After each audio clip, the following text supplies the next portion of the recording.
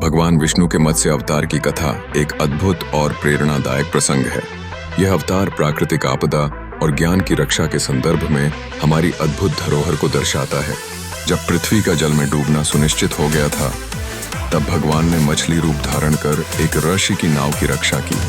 इस प्रकार उन्होंने प्रजापति ब्रह्मा को फिर से जीवन निर्माण के लिए प्रेरित किया।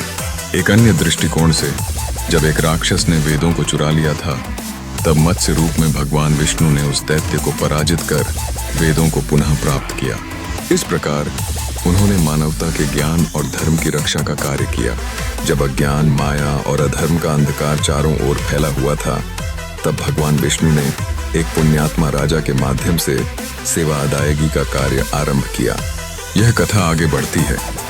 जब राजा सत्यव्रत ने एक बार नदी में स्नान करते समय एक छोटी मछली को पाया। मछली ने राजा को अपने बारे में बताया और अपनी रक्षा की प्रार्थना की।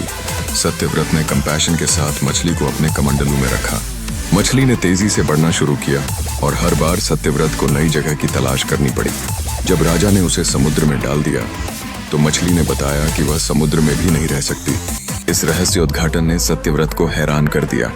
श्रीहरि ने सत्यव्रत से कहा, मैं मत्स्य रूप में इसलिए आया हूँ क्योंकि हयग्रीव नामक दैत्य ने वेदों को चुरा लिया है। अज्ञान और अधर्म का अंधकार पृथ्वी पर फैल गया है। मैंने इसी उद्देश्य से मत्स्य रूप धारण किया है, ताकि मैं इस ज्ञान के स्रोत को वापस लाऊं।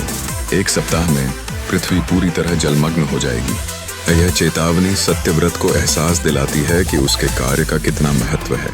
यह विचित्र कथा न केवल धर्म की रक्षा की कहानी है, बल्कि यह भी दर्शाती है कि भगवान अपने भक्तों की रक्षा करने के लिए कैसे विभिन्न रूपों में प्रकट होते हैं। मत्स्य अवतार का उपयोग हमें यह सिखाने के लिए किया गया है कि हमें सदा धर्म की राह पर चलना चाहिए और अज्ञानता के अंधकार से अपने ज्ञान को रोशन करना चाहिए। इस प्रकार भगवान विष्णु ने अपने पहले अवतार में संपूर्ण मानवता को अंधकार से प्रकाश की ओर ले जाने का कार्य किया।